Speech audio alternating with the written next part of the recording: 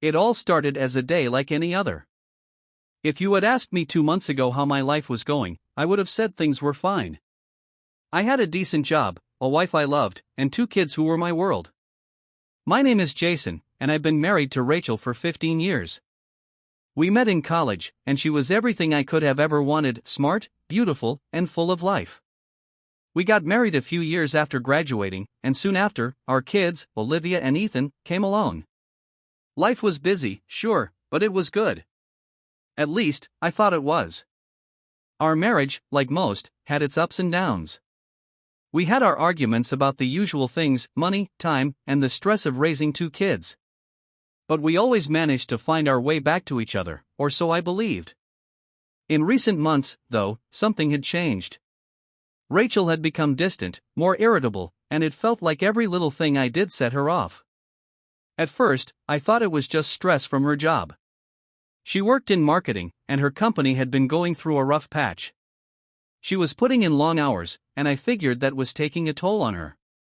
But then there were the late nights. She started coming home later and later, always with some excuse about work meetings or needing to run errands. I wanted to believe her, but the excuses started sounding more and more flimsy. There was a new perfume too, one I'd never smelled on her before. When I asked her about it, she brushed it off, saying it was a gift from a coworker. Then, our sex life took a nosedive. We used to be intimate regularly, but now, it was like pulling teeth just to get her to even kiss me goodnight. I tried to talk to her about it, but she would just shut me down or change the subject. It felt like we were roommates more than husband and wife. Still, I tried to give her the benefit of the doubt. We had been through rough patches before and always managed to pull through. I convinced myself that this was just another bump in the road, that we would get through it like we always did. But the doubts lingered, and I couldn't shake the feeling that something was seriously wrong. The turning point came about a month ago. Rachel had been out late again, and when she came home, she was unusually quiet. She didn't look me in the eye, and when I asked her how her day was, she gave me a short, curt answer before heading straight to the shower. As she walked away, I noticed something that made my blood run cold: her underwear. It was the lacy, sexy kind she used to wear when we were dating, the kind she hadn't bothered with in years. I hadn't seen her wear something like that for me in ages, and now she was wearing it to work? That night, as I lay in bed staring at the ceiling, all the pieces started to fall into place. The late nights, the new perfume, the sudden disinterest in sex, it all pointed to one conclusion, one I didn't want to face. But the evidence was piling up, and the more I thought about it, the more certain I became that Rachel was cheating on me. I tried to confront her the next day, but she blew me off, saying I was being paranoid. She said she was just tired, that work was stressing her out, and that I needed to stop imagining things. But the way she avoided my gaze, the way she crossed her arms defensively, only made my suspicions grow. I felt like I was losing my mind, like I was being gaslighted in my own home. The final straw came when I decided to check her phone. I knew it was wrong, an invasion of her privacy, but I couldn't help myself. I had to know. I waited until she was in the shower and then grabbed her phone from the nightstand. My hands were shaking as I unlocked it and started scrolling through her messages. Most of them were innocent enough, chats with her friends and co-workers. But then I found one from a contact named Work Buddy, and my heart sank. The messages were flirty, way too flirty for someone who was just a friend. There were winks and heart emojis, inside jokes, and references to things that had clearly happened outside of work. I scrolled further, and that's when I found it, a message from him asking if she was still thinking about last night. Rachel had responded with a smiley face and a heart, saying she couldn't stop thinking about it. I felt like the ground had been ripped out from under me. My worst fears were confirmed. My wife, the woman I had loved and trusted for 15 years, was cheating on me. And the worst part? I didn't even know who this guy was. Just a faceless name in her phone, someone who had managed to worm his way into her life and steal her away from me. That night, I didn't say anything. I couldn't. I just lay there next to her, my mind racing with thoughts of betrayal and anger. I didn't know what to do, how to confront her, or even if I could. All I knew was that my marriage, my life, was falling apart, and I was powerless to stop it. I was living in a nightmare, but the worst part was pretending that everything was normal. Rachel went about her days as if nothing had changed, while I was drowning in suspicion and anger. I couldn't look at her without imagining her with someone else. Every time she smiled, every time she laughed, it felt like a knife twisting in my gut. I needed to know the truth, how far this had gone, who this guy was, and how long she'd been betraying me. A week after finding those messages, I decided I couldn't just sit back and let this destroy me. I needed concrete proof, something undeniable, before I could confront her. My mind was spinning with questions. Who was he? How often did they meet? What exactly had happened between them? I needed to know everything, and I was willing to go to any lengths to find out. Rachel was still going out late, always with some vague excuse about work or seeing friends. I started paying more attention to her routine, noting the times she left, what she wore, and how long she was gone. She didn't notice, or maybe she didn't care, that I was watching her every move. I became obsessed, checking her phone whenever I got the chance, scrolling through her texts and emails, searching for clues. Most of the time, she was careful, deleting anything incriminating before I could see it. But every now and then, she slipped up, and I'd find another message that made my blood boil. Then came the day I followed her. She had told me she was going out to a work dinner, some kind of client meeting that would run late. I acted like I believed her, even wished her a good time, but as soon as she left, I grabbed my keys and followed her. My heart was pounding as I tailed her car through the city. I kept a safe distance, not wanting her to notice me. It felt surreal, like I was in some bad movie, playing the role of the suspicious husband. But this was my life, and I needed answers. Rachel drove to a part of town we didn't normally visit, a little out of the way for a work dinner. She pulled into a small parking lot behind a restaurant. I parked a few spaces away, slouched low in my seat, watching as she got out of the car. My heart sank as I saw a man approach her, a man who was definitely not one of her co-workers. He was tall, broad-shouldered, with dark hair and a confident stride. I didn't recognize him, but I knew without a doubt that this was the guy from the messages, the work buddy.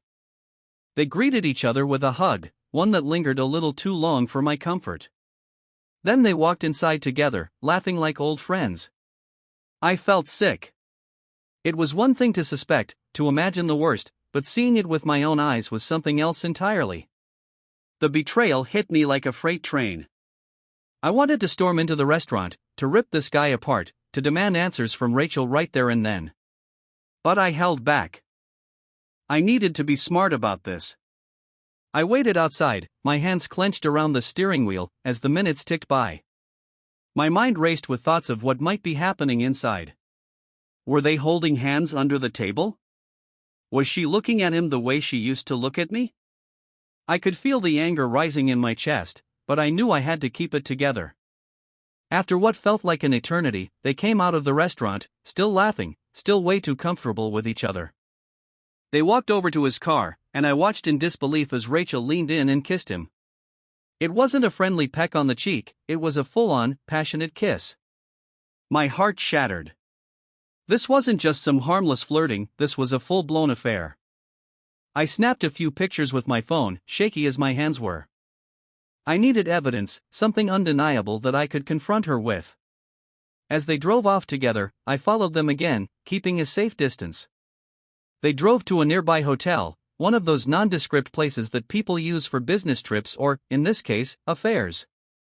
I watched as they disappeared inside, leaving me alone in the car with my thoughts. The reality of the situation crashed down on me. This was it. There was no more denying it, no more giving her the benefit of the doubt. Rachel was cheating on me, and she didn't even have the decency to hide it well. I was furious, devastated, and more than anything, I felt like a fool. How long had this been going on? How many times had she lied to my face, telling me she loved me while sneaking around with this guy behind my back? I stayed in the car for what felt like hours, staring at the hotel entrance, imagining what they were doing inside. The anger boiled over, and I had to resist the urge to go in there and confront them both. But I knew that wouldn't solve anything. I needed to be calm, rational, to think things through. This was a delicate situation, and one wrong move could make everything worse. Eventually, I drove home, my mind numb. I parked the car and sat in the driveway, staring at our house, the home we had built together. Everything felt like a lie now, tainted by her betrayal. I couldn't even bring myself to go inside. The thought of walking into that house, knowing what she had done, was too much to bear. When Rachel finally came home, it was late, and she acted like nothing was out of the ordinary. She smiled at me, that same fake smile she'd been giving me for weeks, and asked how my evening had been. I felt a surge of anger, but I swallowed it down. I couldn't confront her yet, not until I had a plan. I had the pictures, I had the proof, but I needed to figure out my next steps. How was I going to deal with this? How was I going to protect my kids from the fallout? That night, I barely slept. My mind was racing with thoughts of revenge, of how I could make her pay for what she'd done. But there was also the fear, the uncertainty of what would happen next. Could I really end my marriage, destroy my family, because of this? Could I live with myself if I didn't? In the morning, as Rachel and I went through the motions of our usual routine, I felt like I was on autopilot. I dropped the kids off at school, trying to keep it together for their sake, but inside, I was falling apart. Every time I looked at Rachel, all I could see was her with him, kissing him, touching him. The betrayal was like a poison, eating away at me. I knew I couldn't keep this up for long. I had to confront her, to force her to admit what she had done. But I wanted to make sure I did it right. I needed to gather my strength, to be ready for the storm that was about to hit. I wasn't just going to let her get away with this. She needed to know how badly she had hurt me, how much she had destroyed. And so, I began to plan. It was time to expose Rachel for the lying, cheating woman she had become. I wasn't going to be the victim anymore. I was going to take control, and I was going to make sure she regretted every single choice she had made. I spent the next few days in a haze, carefully plotting my next move. Every time I looked at Rachel, it was as if a stranger had taken over the body of the woman I had married. The more I thought about it, the angrier I became. The lies, the betrayal, the complete disregard for everything we had built together, it all fueled a rage inside me that I had never felt before. I knew I had to confront her, but I wanted to make sure I did it on my terms, in a way that left no room for denial or excuses. That Friday night, I decided it was time. I wanted to wait until the weekend when the kids would be at my parents' house. I couldn't risk them being around for what was sure to be a volatile confrontation. After dinner, I told Rachel that I was going to take the kids to spend the night with their grandparents. She didn't seem to think much of it, just nodded and said she'd use the time to catch up on some work. The calm before the storm. After dropping the kids off, I sat in the car for a moment, trying to steady myself. My parents had noticed something was off, but I assured them everything was fine, just a busy week at work. I couldn't tell them what was really going on, not yet. They adored Rachel, and the thought of shattering their image of her was almost as painful as the betrayal itself. I drove home slowly, every mile bringing me closer to the inevitable confrontation. When I finally pulled into the driveway, I sat there for a few minutes, gathering my thoughts. I wasn't going to let her talk her way out of this, wasn't going to let her make me feel like I was the one at fault. I had the proof, and I was ready to use it.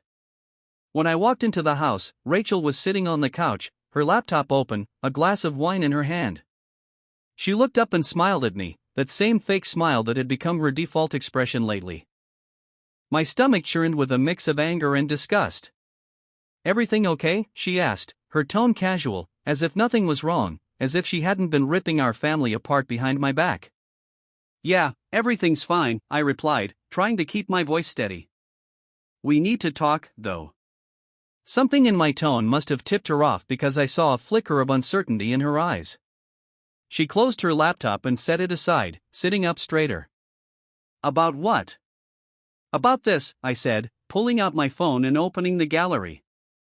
I handed it to her, showing her the pictures I had taken of her and her lover outside the restaurant, the hotel. I watched as her face went pale, her eyes widening in shock as she realized what she was looking at. "Jason," she started, her voice trembling. "I can explain."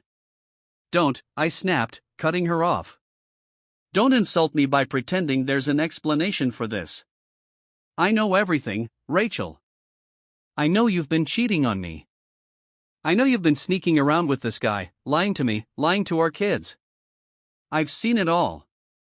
She opened her mouth to say something, but no words came out. She just stared at me, her eyes filling with tears. For a moment, I almost felt sorry for her, almost let myself believe that those tears meant she regretted what she had done. But then I remembered the way she had kissed him, the way she had laughed with him, and any sympathy I might have felt evaporated. "How long?" I demanded, my voice low but filled with barely restrained fury. "How long has this been going on?" Rachel looked away, wiping at her tears. "Jason, please, How long?" I repeated, louder this time, my anger boiling over. 6 months, she finally whispered, her voice barely audible. "It's been 6 months." I felt like I had been punched in the gut. 6 months. Half a year of lies, of betrayal. Half a year of her going behind my back, smiling at me, pretending that everything was fine while she was screwing another man. 6 months, I echoed, shaking my head in disbelief. Jesus Christ, Rachel. How could you do this? How could you lie to me like this? To our kids? "I didn't mean for it to happen," she said, her voice trembling. It just happened." "Don't give me that bullshit," I snapped, feeling my temper rising even further. "Things like this don't just happen, Rachel. You made a choice. Every time you went to see him, every time you lied to my face, you made a choice. So don't stand there and pretend like you're some kind of victim in all of this." Her tears were flowing freely now, and she looked at me with a mixture of fear and desperation. "I'm sorry, Jason. I'm so sorry. I never wanted to hurt you. I just felt so lonely. You were always busy with work, with the kids. We were drifting apart, and I didn't know how to fix it." "Lonely?" I laughed bitterly. "You were lonely, so you decided to fuck someone else? That's your excuse? I've been working my ass off to provide for this family, to give you and the kids everything you could ever want, and this is how you repay me?" She shook her head, sobbing. "I know I've messed up, okay? I know I've made a terrible mistake. But I love you, Jason. I never stopped loving you." "Love?" I spat the word out like it was poison. "You call this love? This isn't love, Rachel. This is betrayal. This is the destruction of everything we've built together." "I know," she whispered, her voice barely audible.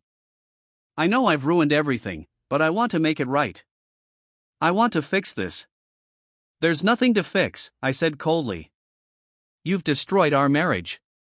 You've destroyed any trust one had in you.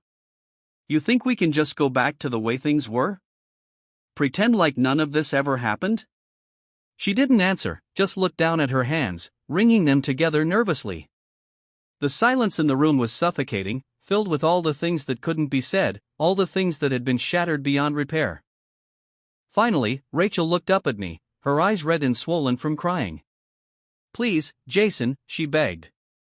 "Don't do this. Don't throw everything away. We can go to counseling, we can work through this. I'll do anything to make it right. Just, please, don't leave me." I stared at her, feeling a mix of anger and pity. She looked so small, so broken, but all I could see was the woman who had lied to me, who had betrayed me in the worst way possible. I wanted to believe her, to believe that we could somehow fix this, but deep down, I knew the truth. The damage was done. There was no going back. "You should have thought about that before you started screwing around," I said, my voice cold and distant. "I'm done, Rachel. I'm done with you, with this marriage. You want to be with him? Fine. Go ahead. But don't expect me to stick around and pretend like everything's okay. I'm filing for divorce." Her face crumpled, and she let out a choked sob. "No, please, Jason. Please don't do this. I love you. I need you. We can get through this, I know we can." But her words meant nothing to me now. They were just empty promises, too little, too late. I turned away from her, not wanting to see the look on her face, not wanting to give in to the part of me that still cared. "I'm staying at a hotel tonight," I said, grabbing my coat. "I'll be back tomorrow to talk about the logistics, but this is over, Rachel. We're over." I didn't wait for her response. I didn't want to hear any more of her pleas or her apologies. I just walked out, slamming the door behind me. The cool night air hit me as I stepped outside, but it did nothing to calm the storm raging inside me. I felt like I was drowning, suffocating under the weight of everything that had happened. I drove aimlessly for a while, my mind a chaotic mess of anger, sadness, and betrayal. I couldn't go home, couldn't face Rachel again, so I found a cheap motel on the outskirts of town and checked in. The room was small and dingy, but it didn't matter. I just needed somewhere to be alone, somewhere to think. As I lay on the lumpy mattress, staring up at the stained ceiling, the reality of the situation hit me like a ton of bricks. My marriage was over. The woman I had loved for 15 years, the mother of my children, had destroyed everything. I felt numb, like I was floating in a sea of despair, with no idea how to find my way back to shore. For the first time in a long time, I allowed myself to cry. The tears came slowly at first, then in a flood, as all the pain and anger and betrayal poured out of me. I cried for the life I had lost, for the family that would never be the same, for the love that had been shattered beyond repair. And when the tears finally stopped, I felt empty. Hollow. Like a shell of the man I used to be. I knew there were still difficult days ahead, difficult conversations, and difficult decisions to make. But one thing was clear: I couldn't go back. I couldn't forgive Rachel for what she had done. The marriage was dead, and there was no saving it. Now, it was just a matter of surviving the fallout. The motel room was silent except for the occasional hum of the air conditioner, but inside my mind, there was nothing but noise, thoughts clashing and crashing into each other as I tried to make sense of the mess my life had become.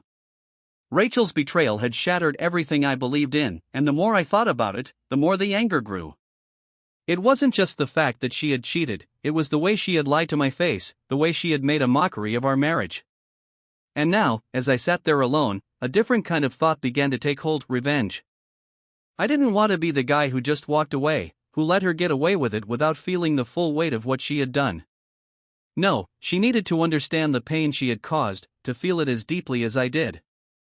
And I was going to make sure of that. The first thing I did was head back home the next morning. I didn't want to give her the satisfaction of thinking she had scared me off or that I was going to crumble under the weight of her betrayal. No, I was going to face her head on, but on my terms. When I walked through the door, Rachel was sitting at the kitchen table, looking like she hadn't slept all night. Good, I thought. She didn't deserve to sleep easy after what she'd done. "Jason, please, we need to talk," she started, her voice small and shaky. I could see the fear in her eyes, and for a brief moment, I almost pitied her. But then I remembered the pictures, the lies, and any sympathy I might have felt vanished. "Oh, we're going to talk, all right," I said, my voice cold and controlled. "But first, I need to make a few things clear." She nodded, probably expecting me to ask for a divorce right then and there, but I had no intention of giving her what she expected. No, this was going to play out differently. "I'm not going anywhere," I said, stepping closer to her. "I'm not going to let you run me out of my own home, out of my kids' lives. You think you can just cheat on me and I'll disappear? Think again, Rachel. We're going to live together, and you're going to see every single day what you've done to this family." She looked taken aback, her eyes wide with confusion. "But, Jason, Don't," I cut her off sharply. "You don't get to speak unless I ask you a direct question. You lost that right when you decided to throw away everything we had." She swallowed hard, her lips trembling as she tried to hold back tears. But I wasn't in the mood for her tears, not now. I was beyond sympathy. "I want you to pack up your things and move into the guest room," I continued, my tone leaving no room for argument. "You don't deserve to sleep in the same bed as me. And as for your little boyfriend, I suggest you tell him it's over, because if I find out you've seen him again, I'll make sure he regrets ever meeting you."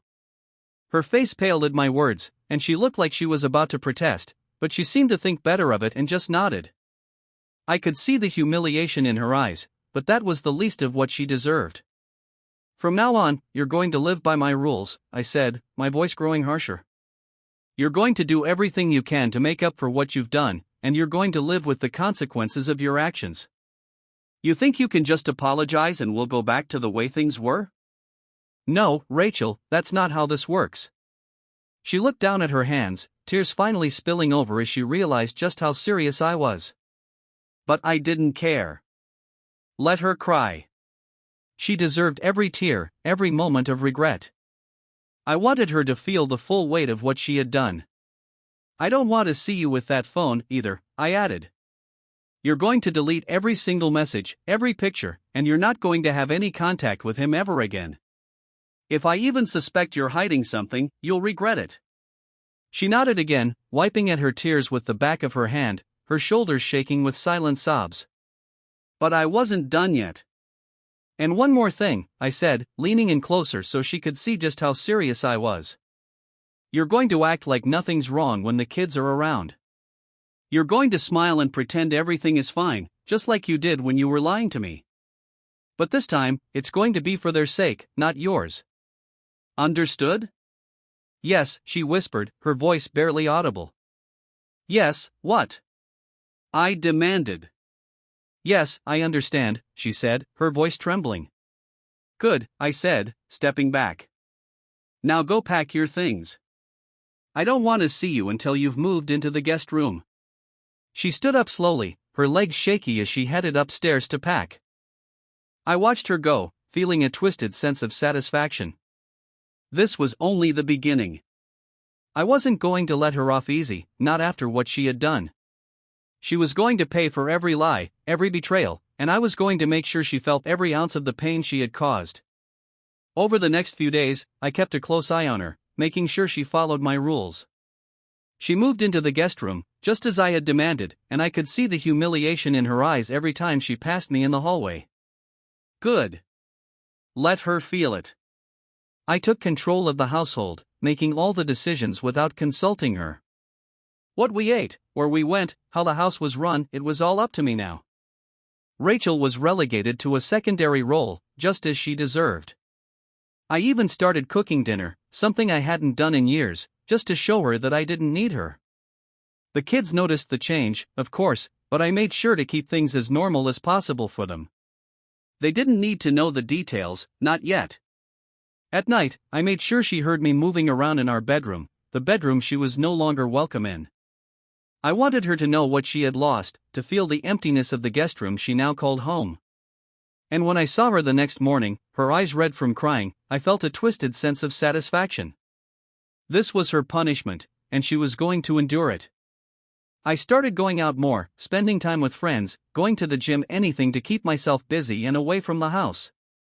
I wanted her to wonder where I was, what I was doing. I wanted her to feel the same insecurity, the same doubt, that I had felt when I suspected she was cheating. And every time I came home late, I could see the questions in her eyes, but she never asked. She knew better. One night, I stayed out particularly late, not because I had anywhere special to be, but because I wanted her to suffer. When I finally came home, I found her sitting in the living room, waiting for me. She looked like a wreck, her hair disheveled, her eyes puffy from crying. But instead of feeling sorry for her, I felt a surge of anger. "What are you doing up?" I asked, my tone cold. "I was worried," she said, her voice shaking. "I didn't know where you were." "I don't owe you any explanations," I replied, brushing past her. "Jason, please," she begged, standing up and reaching out to touch my arm. "I'm sorry.